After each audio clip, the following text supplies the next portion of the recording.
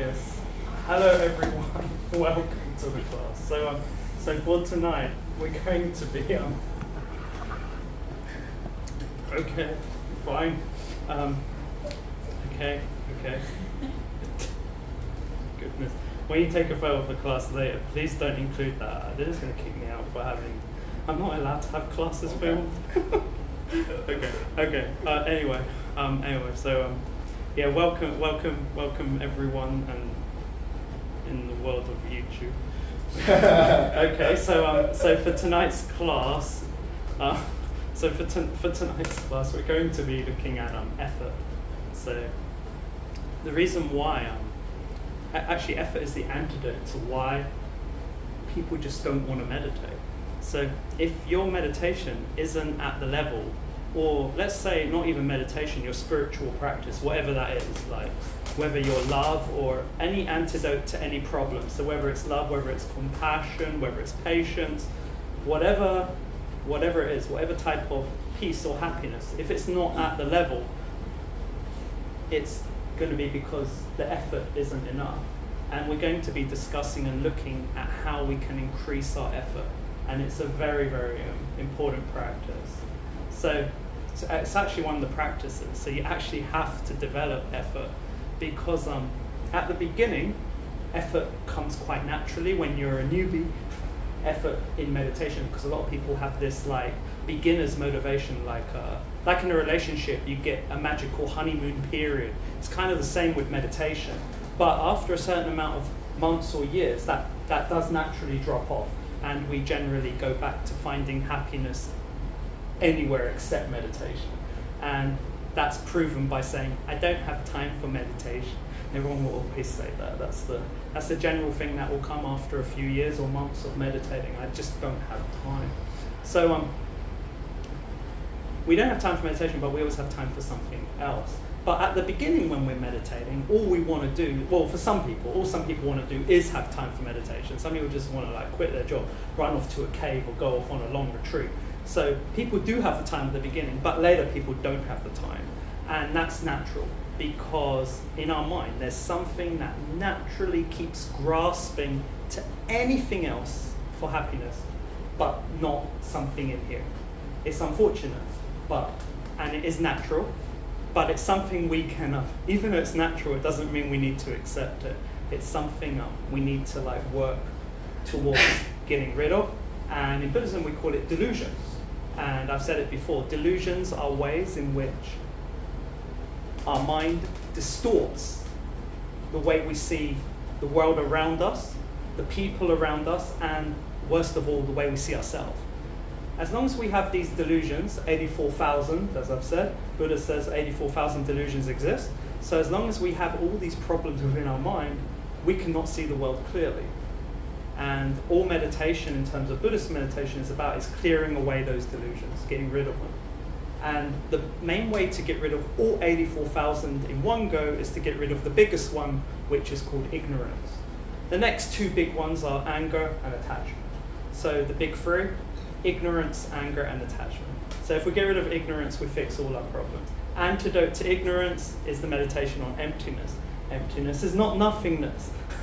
Emptiness is emptiness, but we have different classes. So if we want to have the energy and drive to go in that direction, we need effort. So we'll be looking at that today. So keep that at the back of your mind. To begin with, we're going to do an initial preparation for meditation. So we're going to go into a meditation now. So you want to get your postures ready. And have you meditated before? Okay, so it's a bit like using applications, right? Yeah, we're looking at this. Okay. Don't worry about it. Even if you're new or old, it doesn't matter. It's no problem. Yeah, you might.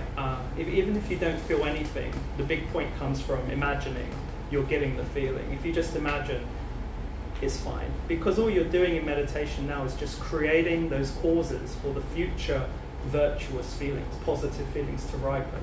So even if you get nothing out of it, you're actually getting something out of it. People don't understand that, but actually doing meditation is like I don't say, you are actually working. You are doing something. People think doing meditation means you're not doing anything. You're not like helping the world. You're not, like for example, if you go to a job and you do your job and you finish and you get your money, people think that is doing something proper. A lot of people might say doing meditation is not. Like, how does meditation contribute to world peace? Actually, by fixing up our minds, by developing our internal well-being, not only are we changing ourselves now, we're changing ourselves in the future. And through that ripening, through what we're creating, we actually are creating the course to control our mind so that we can absolutely help others directly. If we can control our mind, then we can help others fix their own mind. If we fix everyone's minds, we fix everyone's problems. At the moment, people think world peace is going to be through controlling everyone else except for their own mind.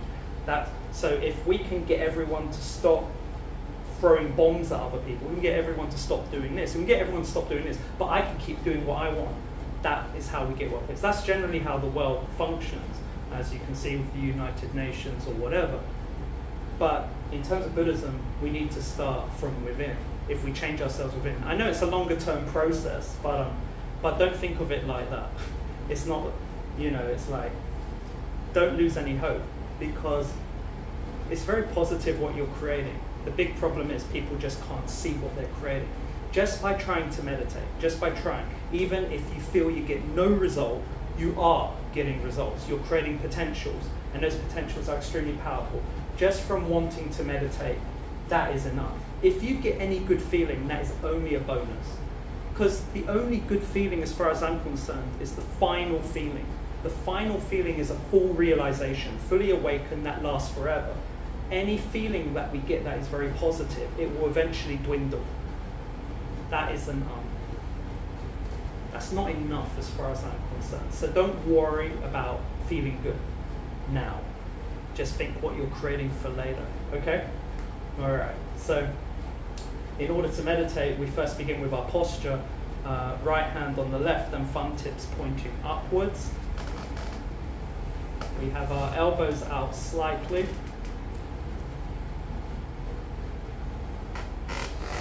The back needs to be straight, but not tense. The straight back is the most important point, whether you're on the floor or on a chair. The straight back is so important, and it might stop you from falling asleep, but I don't think it will stop everyone. And if someone does start snoring, hit them for me. Don't worry, he'll like it, and you can film it and love it. So yeah, if we get an earthquake, don't worry, it's all right. And yeah, so right hand on the left, elbows out, and relaxing those shoulders. The shoulders being relaxed and the body upright is very important. And we bow our head slightly. And we close our mouth. And because we're breathing from our nose, you can choose either to close your eyes fully, which most people do, or partially, letting a bit of light come through, or having them slightly open, staring into the ground. But most people close their eyes. Okay, so that's the posture.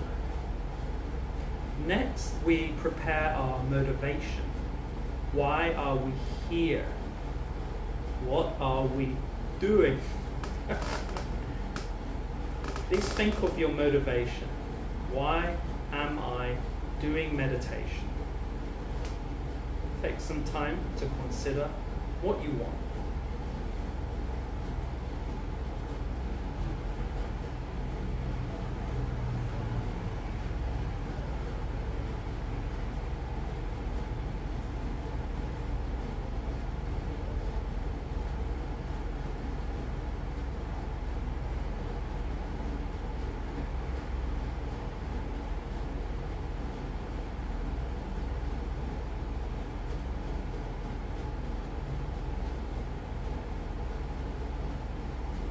As long as what you want is positive, that's great.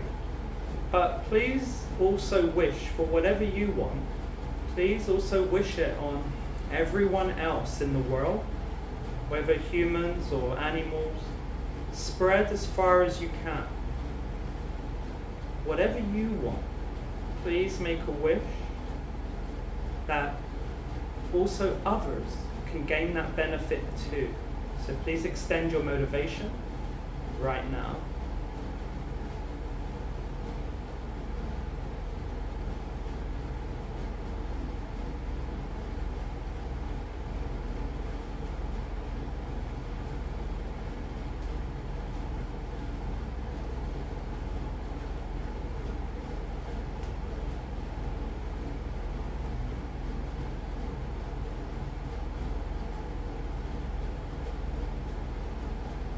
And now with your motivation,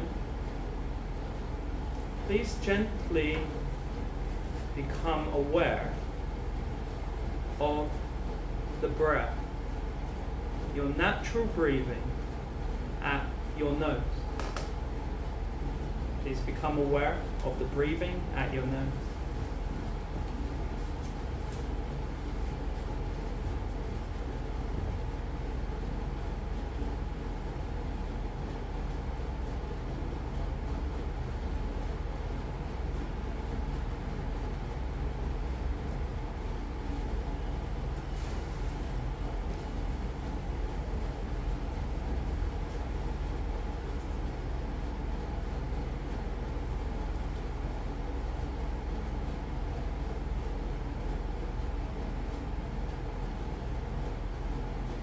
This is your natural breathing, so please take it easy.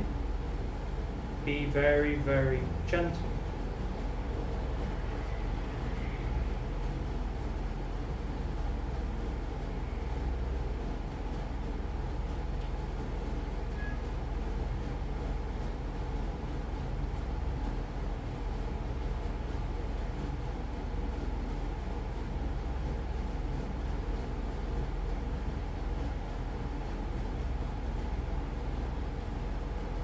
Imagine that the whole world around you has completely disappeared.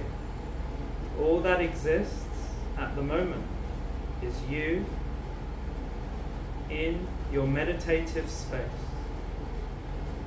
Please let the world disappear from that. Just like you're entering into a dream.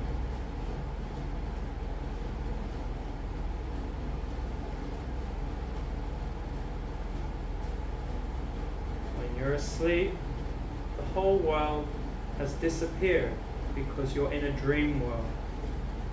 Right now, you're in your meditative world. Please enjoy watching the breath.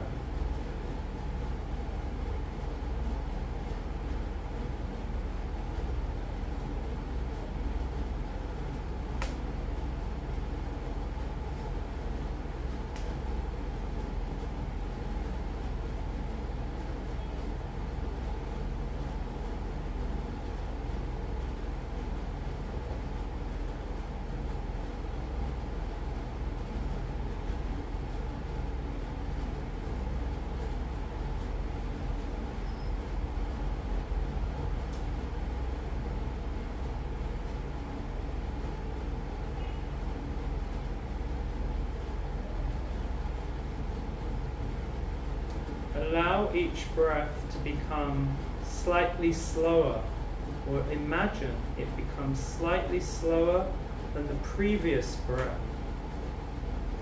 Imagine everything slowing down.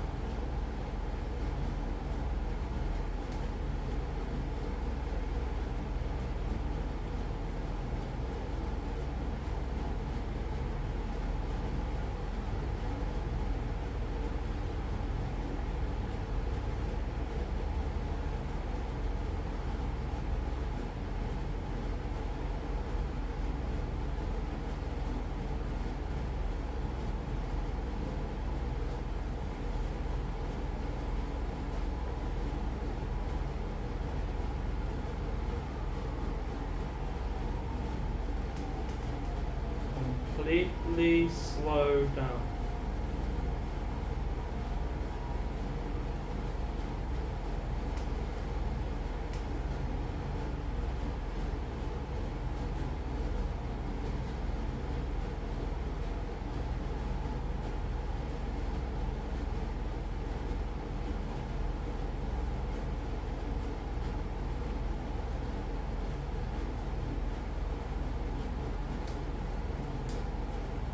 Now slowly become aware of the sensation of the breath, the feeling of the breath at the tip of the nose.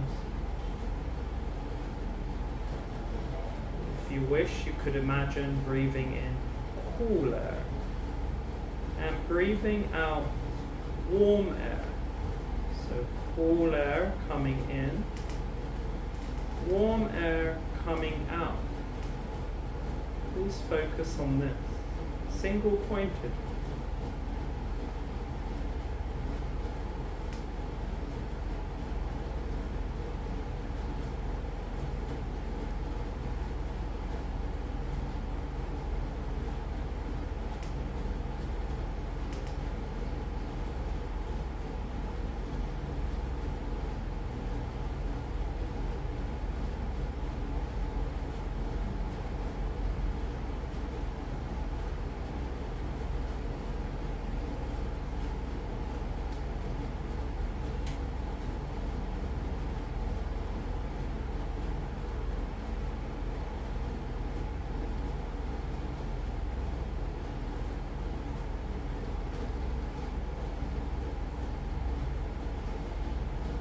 There is nothing else, only the sensation.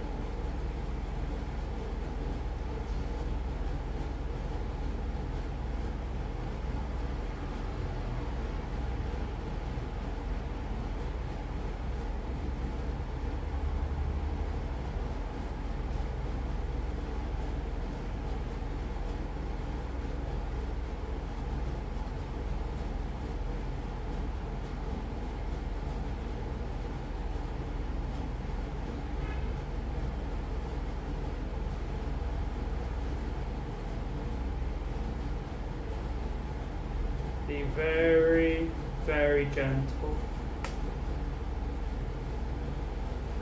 as you become one with the sensation. You are the sensation.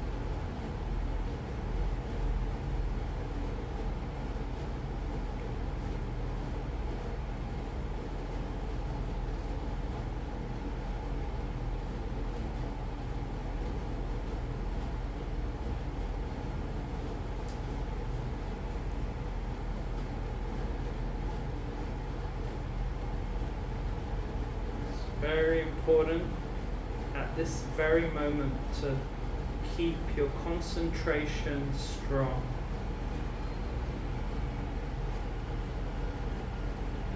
The sensation, breathing in cool air, breathing out warm air.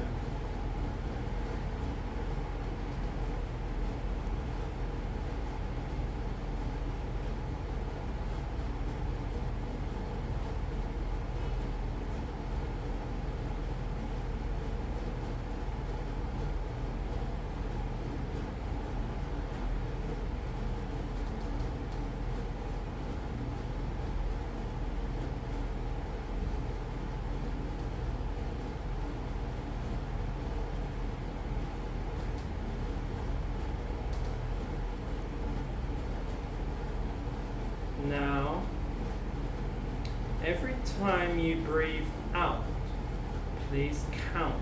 So for example, when you breathe out, count in your head number 1. Breathe in, and then as you breathe out, count 2. So counting from 1 to 10. However, if you forget, if you become distracted, start counting again. If you reach 10, again, start counting again, but keep your breathing gentle and normal, counting on each out breath.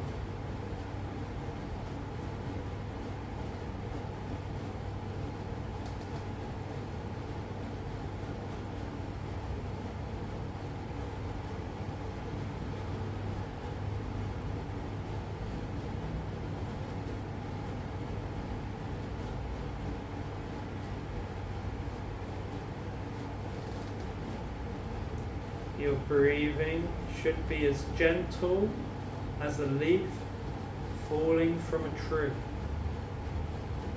Counting out on each out breath within your mind from 1 to 10.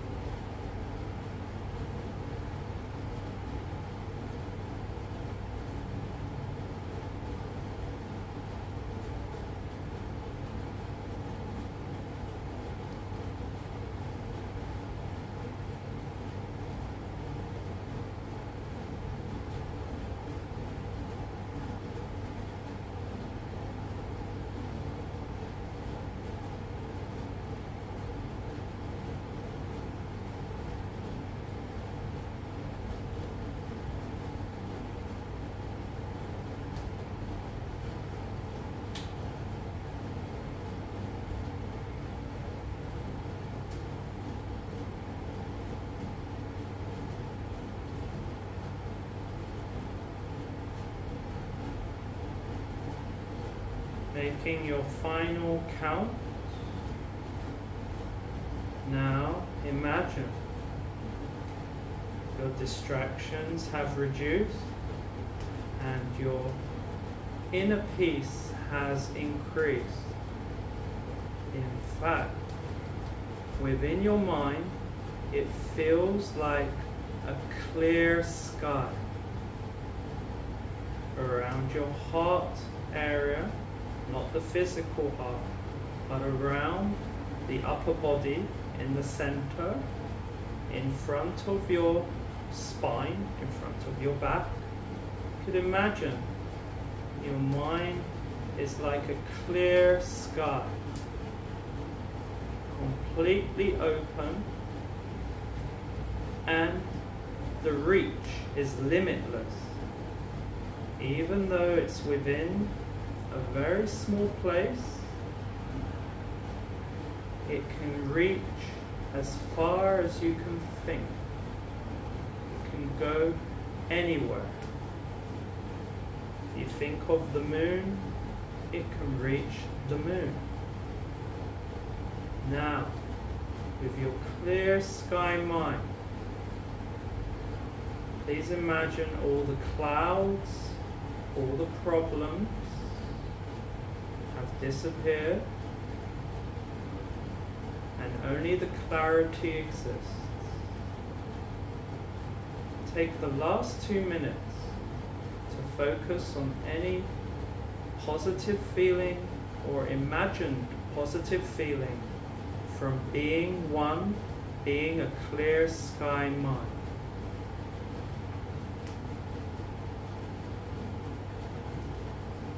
Two minutes, single-pointedly, any positive feeling of the clear sky mind at your heart.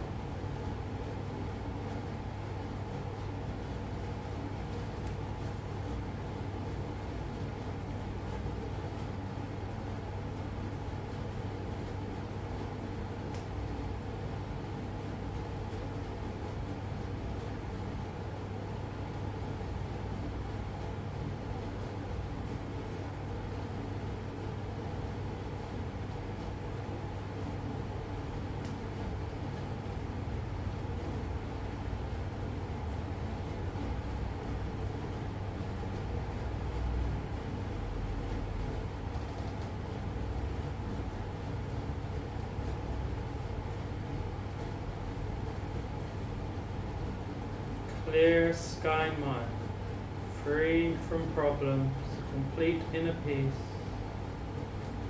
expansive and limitless. Last minute.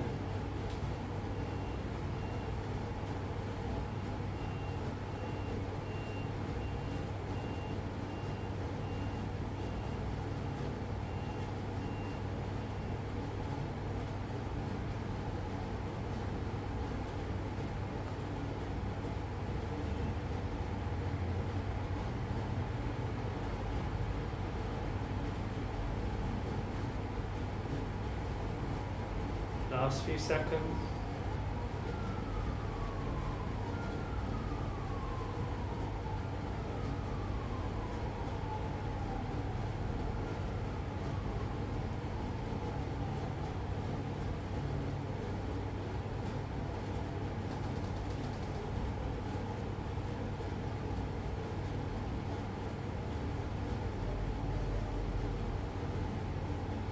When you feel ready, please slowly arise from meditation.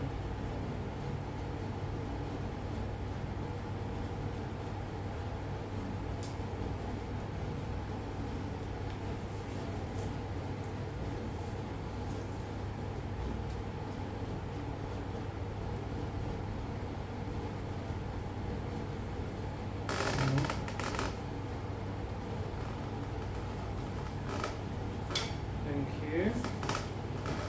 I hope it was okay.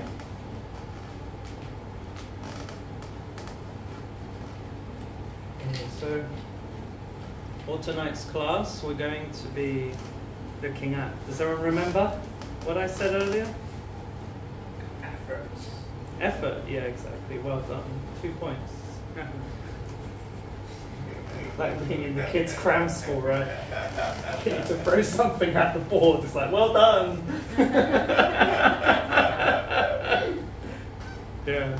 Yeah, effort. Yeah, effort. I'll get you to spell it later, right?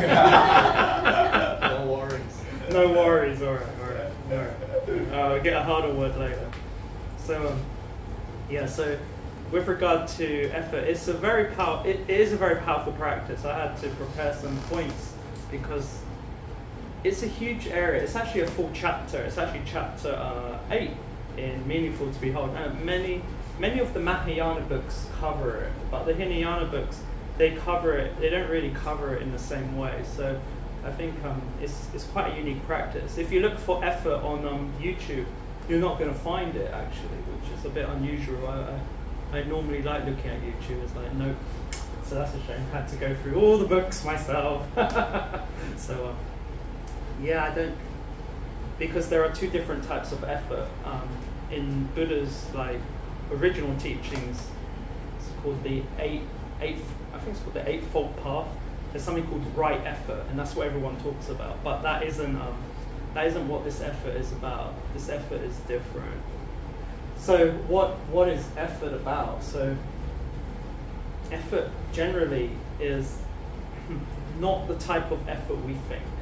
Okay, it's not when someone tells us we need to put effort into doing something, it's like when we're told generally, I think it's like we don't really want to do it, but we just do it or something. We just put effort in. It's like put some effort into your job. This isn't the type of effort. This definition is very different. So I think it's very important to understand that. Yeah, so there's a quote. It says there's a quote, and it says here that if you have only effort, so in your practice, if you have only effort, you have all dharmas. If you have laziness, you have nothing. Okay, so what are dharmas? Dharmas are actually the teachings, all the teachings that relate to meditations and to help you fix your mind to be completely happy. So if you have only effort, you will have the way to become completely happy and free from your problems. But if you have laziness, you will have nothing. So this implies that the opponent to laziness is effort. The opponent to laziness is effort. Now, what is laziness in Buddhism? Now, this is a hard one. This is going to be a hard one. This is a twister. If you laziness is practically everything that you do. Everything you're told to do. Everything you're told to do. You're told to get a job, you need to get married, you need to do whatever. All of this is considered as laziness. It's in Buddhist teaching, this is all lazy. When you're doing something externally just for that reason, and it's got nothing to do with your inner development of your mind, it's laziness. So this is hard to get around. Like, this is a complete change. So the definition also of effort, the definition of effort, I haven't said it, but it means a mind that delights in virtue. So if we said last week, meditation is a mind that familiarizes itself with virtue or acquaints with virtue. So effort is a mind that delights in virtue. So complete different definition of normal effort. Just like patience in Buddhism. Patience is not patience in our normal definition, nor is effort. This effort delights in virtue. So you've got to think, when do I delight in virtue? What is that kind of mind? What could that be? And it's the opponent to laziness. So does that mean if you're applying effort, you can't get married, you can't have a job, you can't do all these things? No. What you would be doing is you would be applying your spiritual practice in everything that you do.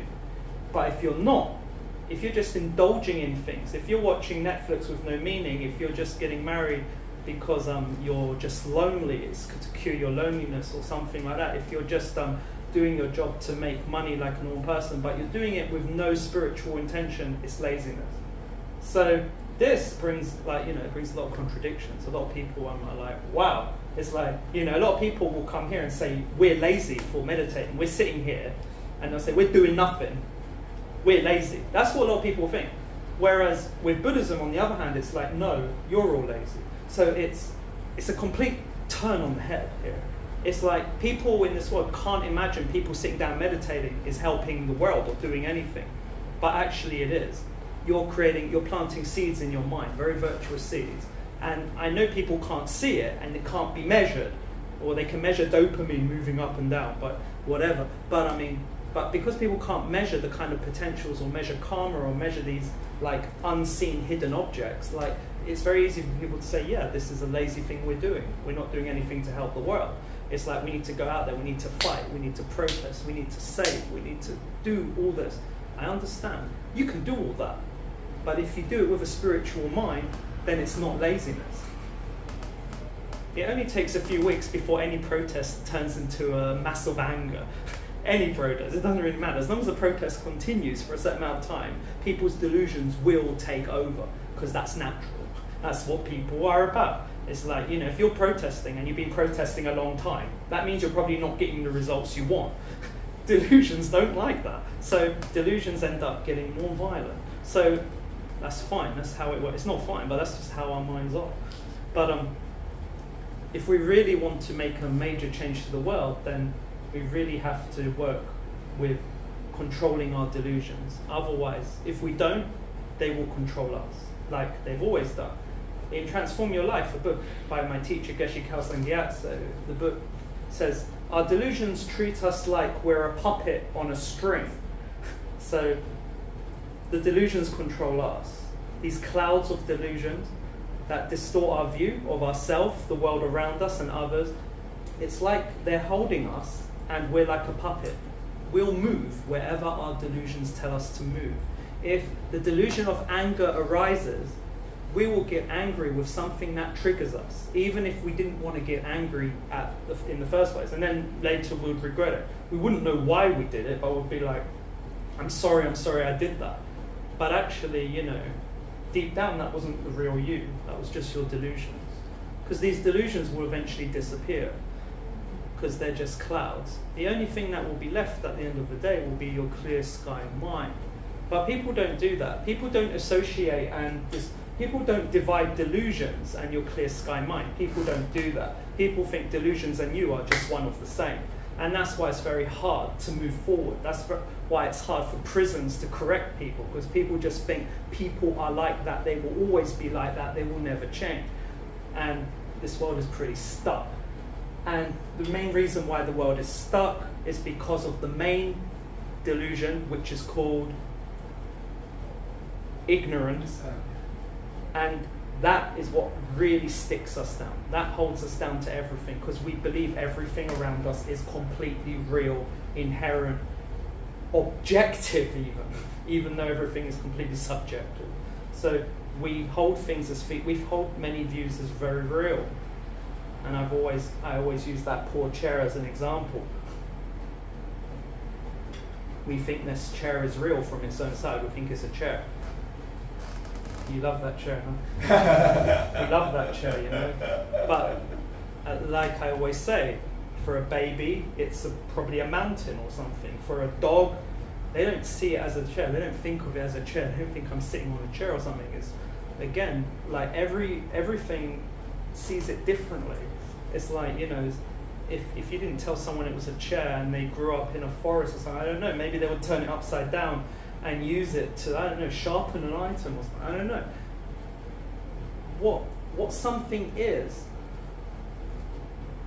really depends upon us. We define everything around us, but just because we define it, it doesn't mean it's absolute. However, unfortunately, because we hold certain things as absolute, our delusions can really get fueled by it. The more we believe something exists from its own side, the more pain we will have. That's generally it. In order to neutralize that, again, meditating on emptiness, very important. So that's also what I want to get into, emptiness today. So, effort, a mind that delights in virtue. How are we going to delight in virtue? Do we even want to delight in virtue? Or do we want to delight in whatever's the awful series of One Piece coming to Netflix at the end of the month? Are you going to delight in that? Seriously, we're going to delight in that? It's only probably going to be like one episode or something anyway. What are we going to delight in? What do we delight? What do we take joy in? What do we like? We do like things, come on. What do people like these days? Chat with good friends. Chat with good friends? Okay, yeah, that's good. That's good. As long as they're good friends, yeah. What do we like? What do we like doing? What makes us feel good? Money. Okay, money, yeah, okay. Anyone apart from Thomas? Playing board games. Okay, playing boring games. Sorry, board games. Board games. Oh, sorry. Joking. Okay, board games. Okay, great. Okay, playing board games. Yeah, that's that. Yeah, people like that. Yeah, that's good. Yeah, board games. Anything else that like makes people feel good? Feeling Accomplished. What can make you feel accomplished? Checking off to-do lists. Yes, checking off to-do lists and like bucket lists and every type of list. Yeah, when you're checking off something, you know, it's like I met someone. He like went to like his 100th Buddhist class and he had a notebook I did these amount of empowerments, I did these amount of meditations, and I looked at the book, and he was like, yeah, he's really like noting down how many he went to. You're nodding like that's good. Like, I thought it was ridiculous. I thought that was ridiculous. It was weird for that. But understanding the job world, you know, we need to feel accomplished. If we don't feel, and in life we need to feel accomplished. Maybe people now are in Taiwan because there's something we need to accomplish. Maybe we want to learn Chinese. Maybe we want to learn something. Maybe we want to finally get milk tea at a cheaper price than our own country. I don't know. But whatever makes you feel accomplished. So when you connect to whatever makes you feel good, we need to think, can I have that same mind in meditation? I heard once that, like, for example, if we put maybe just 1% of the effort we put into something we like outside in this world, if we like in a relationship, if we took 1% of that effort we put into a relationship, like at the beginning most likely, if we took 1% of that and moved it to our meditation, we would be enlightened in no time. Very quick, we would fix that. If we just took 1% of the effort that we put into something that we really like, something that really draws us, we just took 1% of that, put it into our meditation, boom, everything would be fine in no time. So, but that isn't the case, because now we have to even learn a definition of how to enjoy meditation. That's pretty sad. It kind of sucks. It's like, you know, it's like people just can't enjoy meditation naturally. It's like it doesn't come natural. What comes naturally? Some people have natural feeling, sometimes, but I mean, these minds do come up. But I mean, what we naturally like are, you know, good food, money, good relationships, or whatever. Nice this, nice that. It's natural. But when it comes to meditation, it's not so natural. And that's why, we need to actually develop effort. And it's not, you can't force it. You can't go, I need more effort. You can't do that. It has to be you have to be very gentle. And you have to have that joy. Like I've said before, like being, I think on the Saturday class, I think like being like a child at play. A child that can absorb like him or herself into doing something they like, and they could do it for hours. Just something that we would look at and think is ridiculous, but they could like maybe play with a bit of Lego and just do it for hours and hours and just be completely immersed in doing something like that for hours. So having this effort, having this joy, and being like a child at play and applying that to your meditation, that is a really powerful effort, okay?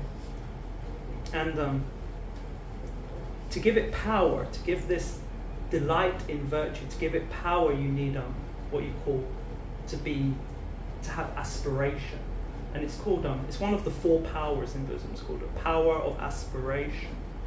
We need to have this aspiration to do it. So aspiration fuels our effort. So I think on the news, maybe, I don't know if it was a few years ago, I don't remember when, but there was a couple, there were 2 people, and they spent like years, I don't know how many years, but they actually made something with Lego. I don't know if you saw it on the news or something, I don't know what it was, but they built this whole, apparently they built something quite amazing, they built this amazing place using Lego, and they spent like most of their relationship, many years I think, doing it. They just put in all their effort together to build something with Lego. And they had a lot of joy doing it. They were doing it together. They really enjoyed it. And, you know, they had this like aspiration to do it.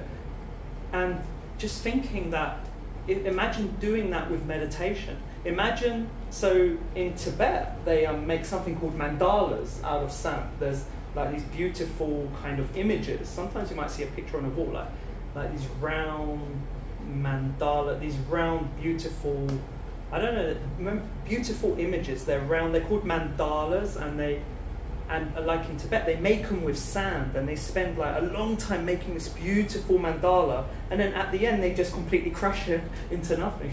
So it's like what's the meaning behind that? Why would someone do that? Why would they make something beautiful and then completely get rid of it? Why? What's the meaning of that? Normally when we build something beautiful, we want to keep it, we want to put it in a museum, we want to store it, we want to show it off. They build something very beautiful and then they completely get rid of it. It's called the mandala. And it has a big representation. Mandala represents the world, not even this world apparently, like worlds, all the worlds and stuff, and like pure worlds, everything. And it's like an offering, and you're making it, you're building this beautiful offering, and then completely collapse it. Why would someone do that?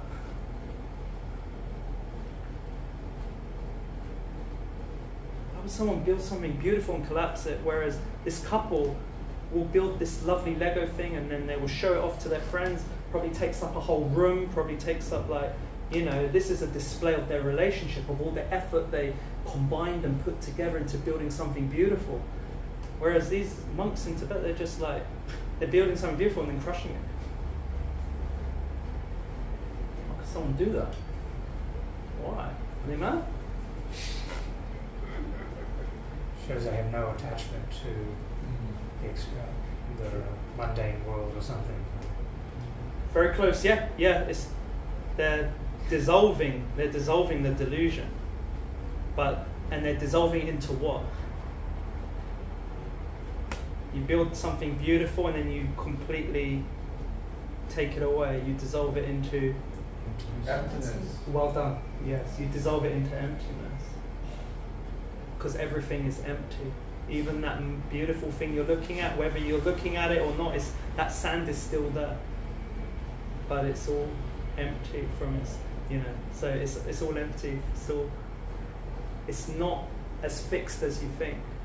So if you can see the beauty in the thing that was built, and when you get rid of it, maybe you can also learn to see the beauty in all the specks of sand that created it. There's a lot of meaning from mandalas, so take a look at them. Something interesting. So if that couple actually built that Lego building with a spiritual mind, if they did it just with a spiritual intention, if they thought they were building like this beautiful mandala of Lego, if they did it with that kind of mind, that would have been a spiritual practice. That could have awakened areas of their mind. They could have developed something very, very powerful. But I don't think they did. So from one aspect, this is what they did would be related to laziness of attachment. Don't worry about it, because everyone does it. So don't feel bad about it. Don't think, oh, I'm just lazy. All I think about is Netflix and milk tea, and all I think about is this, but not meditation. Don't feel bad, because that's what delusions want us to do. Delusions want us to feel bad all the time. When you feel bad, you also don't meditate. So don't waste your time feeling bad. But it's quite important to understand how the Buddhists may define something that in our civilization it defines it as completely the opposite. I think it's very, very important to understand that. So our aim to have a joyful mind, to have this natural enthusiasm, and then by having this effort, by applying it to virtuous minds like love, kindness, compassion, to minds of emptiness, to minds of impermanence, by applying this effort, we can increase all those virtues and it will blossom, it will become a lot more stronger. By having this delight in virtue, being like this child at play, enjoying meditation, just enjoying, just seeing it like your first love, your first true love, like that first time or something. I don't know. So just seeing it in that kind of way. Because, if we don't love our practice, we become bored of it. If we don't love it, we'll become bored. And people do become bored.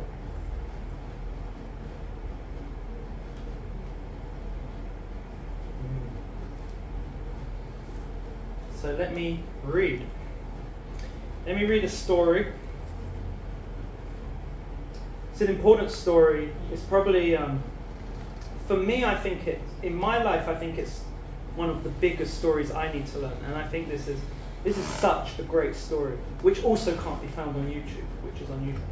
So yeah, this is a story about a monk called Lam Chung. He's from the time of Buddha, 2,500 years ago. So hear about this monk. Tell me what you think. So, okay, let's see. There is a famous story of the monk, okay, called Lam Chung, who lived at the time of Shakyamuni Buddha, so the Buddha from 2,500 years ago. Before he ever became a monk, he had already gained the worst reputation of being dull and unteachable. He was sent to school, but he was soon expelled because the teachers said he was unable to remember any of his lessons. Later, his parents sent him to a Hindu Brahmin so that he might learn the Vedic scriptures.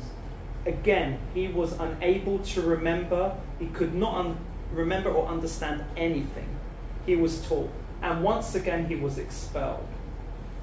Thinking that a monastic situation might be more to his liking, his parents sent Lam Chung to his elder brother, the Arya Lam Chen, who ordained him as a monk. Lam Chen, his brother, took responsibility for his younger brother's education and began by teaching him one verse of the Dharma, the teachings. One verse. Lam Chung studied this verse for 3 months, but never mastered it. If he memorized it in the morning, he would forget it by the evening. And if he memorized it at night, he would forget it by the following morning. He tried studying out of doors, hoping this would be helpful for his mind, but no, to no avail. He recited this verse so often while up in the hills that even the shepherds minding their flocks came to memorize and understand it. So even the people who looked after the animals, even the people who took care of sheep and buffaloes or whatever back then, even they could understand the verse because he said it so much. But poor Lam Chung still could not master it. The shepherds themselves tried teaching him, but still Lam Chung was unable to learn it. As a result of his repeated failure, even his older brother Lam Chen was compelled to dismiss him. So yeah, he was expelled from the monastery. So Lam Chung was completely desolate, depressed, isolated. He was a mess. So he was utterly depressed and cried as he walked slowly along the road. He thought to himself, now I am neither a monk nor a layman. How miserable I am. Okay, so this is pretty bad. So this is known as he's the most useless monk in the whole of the last 2,500 years. There was no one worse than him. Yeah. So he's very famous for being so stupid. But however, so through the power of his clairvoyance, so with regard to clairvoyances, if you meditate for a certain amount of time, yeah, you gain certain powers. It's nothing important. It's not as I say, the only important thing is the final goal. Certain powers are not important because you don't need to be a Buddha to have powers. Through the power of his clairvoyance, Buddha saw all that had taken place with Lam Chung and went to meet him. So Buddha Shakyamuni.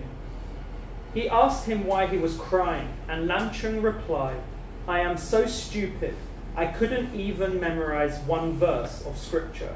Now even my own brother has given up on me. Pretty sad, even when your family gives up on you. Buddha told him not to worry. As a method to purify his mind of past negativities, Buddha taught Lam Chung just 2 words of Dharma. So just gave him 2 words, not a verse. And appointed him, gave him job title to be the sweeper of the temple. So he'd have to sweep. Lam Chung was very happy with his new position and swept the temple with great dedication, reciting as he did so the few words that Buddha taught him. He swept and swept for a long time. I think this was really a long time. But owing to the power of Buddha, whenever Lam Chung swept to the right side, to the right side of the temple, more dust would appear on the left side. And then when he swept to the left side of the temple, more dust would appear on the right side. Undaunted, he continued to sweep and purify, just as Buddha had instructed. The situation remained like this for a long time until, all of a sudden, Lam Chung was struck by the realization that the dust he was constantly sweeping lacked true, independent existence onto itself. The dust he was sweeping lacked true, independent existence onto itself. He was sweeping the dust from side to side, and he realized that this dust is not independent from his mind. This dust is actually linked to his mind. There is no separation between him and the dust. This realization is amazing. Okay, so this was a profound realization, and through it he gained a direct understanding of emptiness, the ultimate nature of reality. By meditating on this emptiness continuously, he was soon able to attain complete liberation from suffering. He had become a glorious arhat, not completely Buddha, but nearly. So he reached a certain level. So his story continues, but I think the point here is that his effort. He took joy doing something that I think no one, if you ask any of those monks in the temple, I appoint you as the sweeper of the temple, I think they would all say no. It's like, or they'd all be pretty unhappy with their job, especially doing it for months or years. Even in the temples nowadays, it's like, no one wants to be assigned the cleaner. Everyone wants like a good job. It's like no one wants like these kinds of jobs. People just run away. And also, if someone walked in the temple and saw that he's sweeping, and then there's more dust on the other side, and then he sweeps on the other side, they'll just think his job is meaningless as well. It's like he's doing a meaningless job. And that's what people think nowadays. Why should I do a meaningless job? If you're doing a job where you're not getting paid enough or your boss is treating you bad, you're going to call it meaningless and you're going to quit. It's the same in the Buddhist areas as well. People will if people are asked to do a job, it's like maybe you're asked to pull the weeds out in the garden, but not pull them out from the root. Just pull them out from the top, and then like a few days later, they've grown again. People are going to say, look, I'm quitting. You're telling me to do a stupid job. But who knows if the job is stupid or not? When you're applying a mind of effort and you're doing it for spiritual reasons, who knows if the job really is stupid?